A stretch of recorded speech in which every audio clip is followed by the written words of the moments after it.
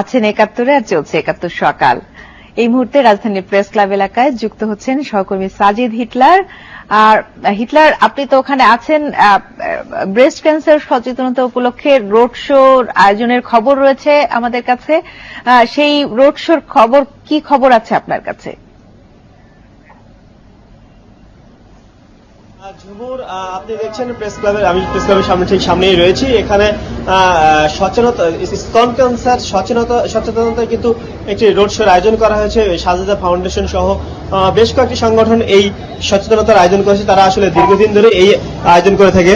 আপনি জানেন, স্তন ক্যান্সার একটি নীরব ঘাতক, সঠিক সময়ে শনাক্ত করা হলে যার প্রতিকার সম্ভব, এবং এই বিষয়টা নিয়ে সচেতনতা বাড়ানোর জন্যই গোলাপী শোভাযাত্রা নামে একটি আয়োজন করা হয়েছে। যে আয়োজনটা প্রেস ক্লাব থেকে শুরু হয়ে শাহবাগ যাবে, শাহবাগ থেকে বাংলা মোটর, এরপর দিনব্যাপী রাজধানী প্রদক্ষিণ করবে। তাদের এই আয়োজনটি কিন্তু আজকে প্রায় অক্টোবর 1 তারিখ থেকে শুরু করেছে। এই আয়োজনটি চলবে আজকে শেষ দিন, এবং শেষ করে এখানে তারা আজকে রয়েছেন বেশ কয়েকজন ডাক্তার, চিকিৎসক রয়েছেন, তাদের সঙ্গে কথা বলে আসি। আসলে এই উদ্যোগটা কেন নেওয়া হয়েছে আপনাদের?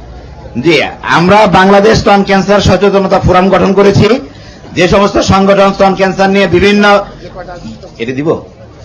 যে সমস্ত সংগঠন স্তন ক্যান্সার নিয়ে অনেক বছর যাবৎ কাজ করছে, তাদেরকে সরকারি বেসরকারি যে পর্যায়ে হোক না কেন, তাদের সবাইকে একটা পতাকার নিচে এনে আমরা 2013 সাল থেকে আমরা বাংলাদেশে 10ই অক্টোবরকে স্তন ক্যান্সার সচেতনতা দিবস ঘোষণা করেছি, এবং গত 3 বছর যাবৎ, এবছর নিয়ে 3 বছর আমরা এই সচেতনতা দিবসটি পালন করেছি।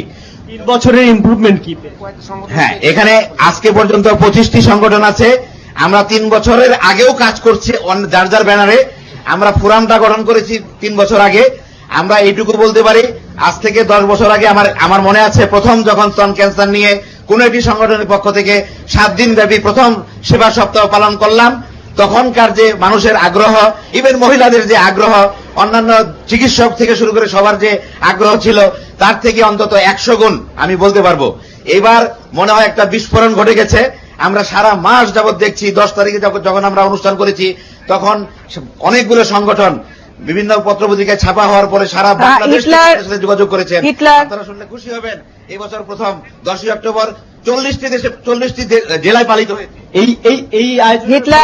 হিটলার, আপনি মনে হয় শুনতে পাচ্ছেন আমাকে? হিটলার, স্তন ক্যান্সার নিয়ে আমাদের মূল যে চ্যালেঞ্জগুলি, 1 নাম্বার আমাদের দেশে স্তন ক্যান্সারের।